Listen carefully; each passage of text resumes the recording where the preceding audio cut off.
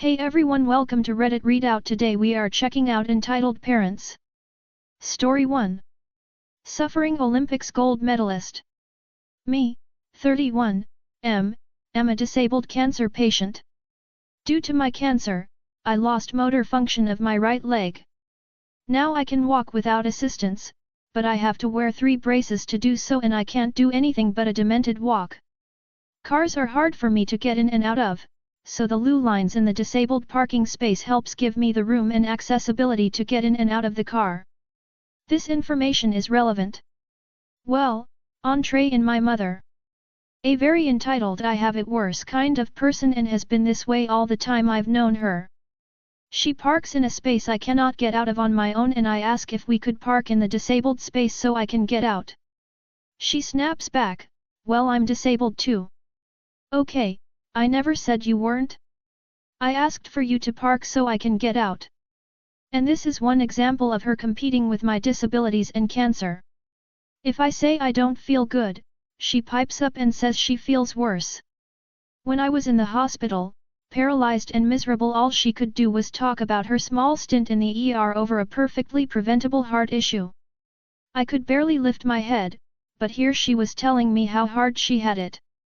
I have no doubt, but I needed my own space. Am I overreacting here? Be the first to comment. Nobody's responded to this post yet. Add your thoughts and get the conversation going. Story 2. My dad was late to his son's birthday party. My mom and her GF worked over 90+ hours this week alone. They planned this party for 2 weeks, making sure there'd be no gaps or anything to go wrong. We deep cleaned the house 5 times in a day and mowed the lawn twice. My dad had a simple job: take my brother and my baby stepbrother the night of his birthday. My dad, his GF and his GF's kids would stay at theirs, then would come back at 6 to 7 a.m. They'd help get everything set up. My mom would pick up any other kids who needed it and then get pizza. It was a simple plan that my father ruined. He did come at 6 a.m. and dropped off the kids, but they left minutes later. We found out the cake his GF promised to make wasn't even baked. My dad and his GF spent 6 hours making the cake, going shopping for the GF and a rental car. They didn't help at all with getting everything up for the party. In fact, they were 2 hours late to the party. The GF's 2 kids were bouncing around, yelling, pulling hair and tearing up everything. The 2 demon kids broke all the decorations. One present smashed some cake in my brother's face even though he asked them not to. My dad ended the party 40 minutes late, knowing this is the only time my mom has till she has to go to work. Took my everyone but me and the baby and my mom and her GF to the skating rink, leaving a big mess in the yard. I mean, they left pizza, watermelon, water bottles, soda cans, party decorations etc. on the ground and drove away. I ended up cleaning it all up, then consoling my mom because she doesn't get to sing happy birthday to him. And a cherry on top, the GF is trying to mock my brother, call her mom, and my dad has nothing wrong with it. Even though I expected this, it's still upsetting. Like it's his son's 9th birthday and he just basically throws it all away for his new family. SMH. Story 3. Update 2. I told my entitled dad off. Sue, it's been a long ass day. It's like the end of day 3 of this and I'm honestly tired RN, but I need to vent to someone. I woke up to my stuff packed, my dad here and my lil sibling, 14NB, and my mom telling me to get up. TBH, I thought we had a fire or something. Nope, it was them pulling me out of bed to go to the airport with my dad and his new family. I was mad, but I went because they had literally all my clothing. I was silent the whole car ride, almost in tears. I just dissociated to get through being so close to my dad. When we arrive, I went inside to be greeted with 3 yelling kids, one of which was my little brother, and a strange small woman. I was overwhelmed and scared, so in result I was mute the first couple of hours there, and whispers or didn't talk the rest of the time. I stayed on the couch sitting closely to my sibling while the GF and then talked. Luckily I had my headphones. I wear 24/7 and a phone, so at least I could communicate through text to speech. The first 3 things this woman says to us is, "Hi, I'm a Gryffindor. I lost 5/7 of my kids and my husband abused me, which is why we are getting a divorce, and I'm dating your father." No joke, I didn't get a name, not a good morning, nope, straight to the lore IG. My dad didn't tell her I was gay and trans or that I hate PPL sneaking up behind me or that I have selective mutism or anything important at all. So through the whole time I was called a girl but not my dead name. I was told to wear a bathing suit and to talk and some other crap. I didn't correct her because again was too overwhelmed. Honestly, I'm not surprised by this. My dad has shown he's kinda embarrassed of me being trans and gay, so I've become used to it all. Another thing the GF did that caught my attention was trying to make us call her mom.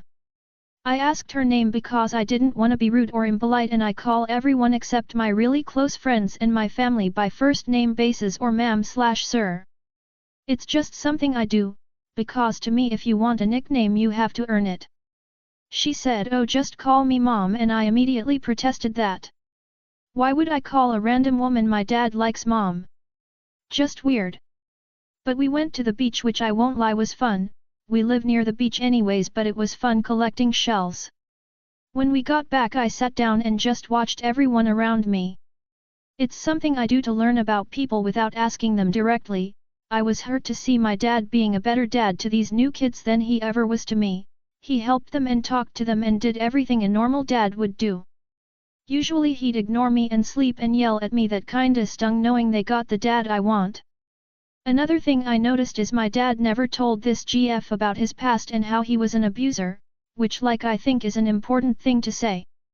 You know, on a first date at least bring it up? I guess he was trying to make a good impression. I went home early though because I wasn't about to be eating taco salad. Yes, that was an actual meal they prepared and that was my last straw. Salad is one thing, but taco salad is crossing a line my fetus can't even be around. When I got home I found my mom and her GF smoking weed, legal where we are, with her friend, the house a mess, the dishes undone and my dogs not cared for. Obviously did all that, like they didn't even pick up dog food, so I had to make my babies oatmeal with pork chops, no bones, eggs all unseasoned. They are happily and I cleaned unhappy. Tomorrow I'll have to babysit my stepbrother for my mom and her GF. Then my dad will pick me up, take me over with the baby for dinner when my mom meets us there, and then go home. I'm overwhelmed, tired, and honestly can't deal with this anymore. I just wanna sleep. I have a job that hopefully hires me, so I can't be stressing over this family BS. Story 4. My entitled mom decides to bitch me out for having a life. Apparently this is recent, and honestly I am kind of glad FBIL was able to see it. I went to a convention which of course my mother decided to gaslight me over. She is not allowed to see my nephew and I can see why. My mother from the time I was 7 to present is a control freak. She literally gaslit me tonight over the fact I was at work and I also worked a convention the entire weekend instead of calling her. She said I don't care about my nephew or her, and she is the reason why I don't mention having friends or a life. I can't have hobbies because that's weird to her. She demands me to give private emails between FBIL and I to her. Like seriously, we don't even talk about her. Yet she demands I give her information. Now I know why FBIL was so insistent that I cut my mother off. My mother doesn't want me to volunteer at conventions unless she okays it first, and I have to give up all club memberships, even book clubs, because she thinks they're weird.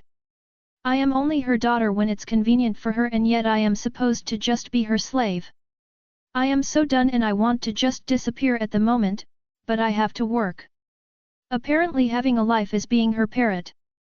Maybe it would be nice to just move away and cut her off, but that means leaving dad to deal with her. So what do I do? Story 5. Entitled Mother Tries to Steal My Purse. I, 18NB, still go to my pediatrician for yearly checkups and whatnot. This is relevant, trust me.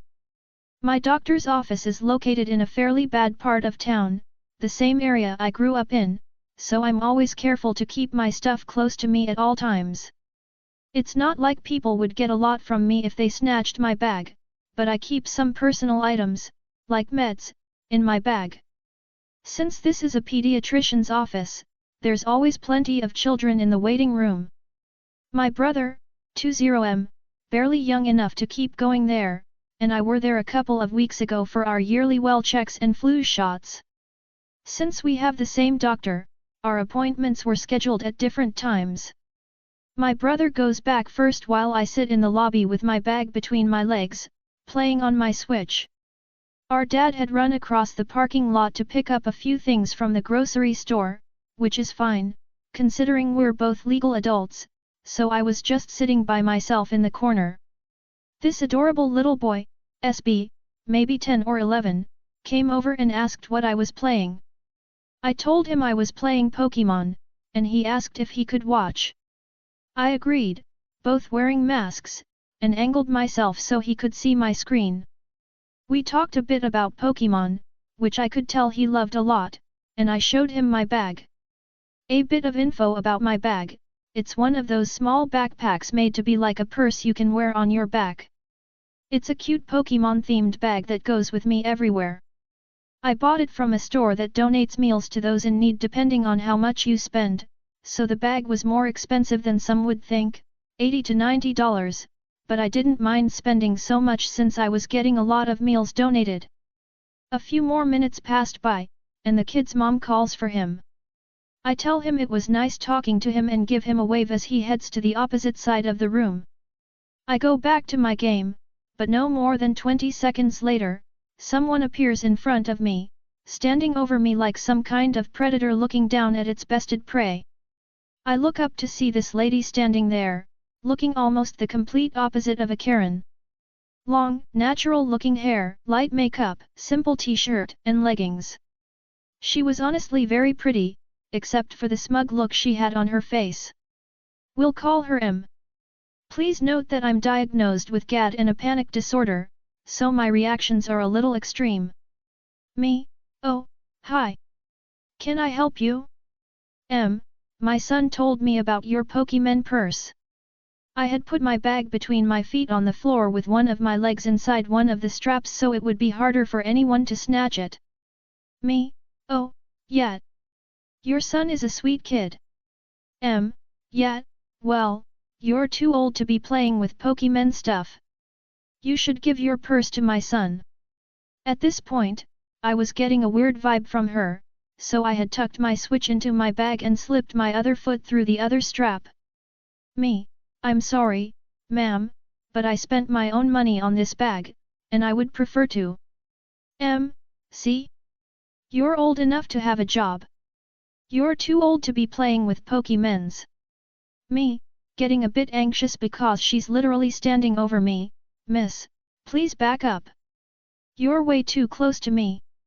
I'm not giving you my bag. Even if you paid me the $80 I spent on it, I wouldn't hand it over. You're lying. A bag like that doesn't cost that much. You just don't want to give my precious son your bag. SB, Mama, please, leave her alone. I just said it was a cute bag. Ignoring SB, why are you even in a pediatrician's office? You don't have a kid. Are you just here to watch all the kids like some kind of pervert? Me, getting very anxious and now raising my voice, Miss, I'm 18. I've been coming here since I was a baby. Now, please step away from me. No. You don't belong here. You. Suddenly, there was a hand on her shoulder. She spun around, ready to yell at someone else, when she finds herself staring directly at my dad's chest. Oh, did I mention this lady is about 4'8"? My dad is 6'1" and ex-Navy. He's staring down at her, just daring her to say something out of line. When she turned around, she stepped far enough away from me that I could slip past her and into the back room, as my name had been called to go back. The nurse gave me a paper bag to breathe into, as I was hyperventilating and crying at that point. This was the same nurse I see most of the time when I come in for my birth control shots, and she's known me since I was little, so she sits with me to calm me down before taking any of my vitals. After my appointment, I went back out into the lobby, clutching my bag in my arms, relieved to see that the mother wasn't there. My dad and brother were waiting for me, so even if she were there, I would have 2 6+ bodyguards. My dad told me the lady tried telling others that I was a pedo, but no one listened.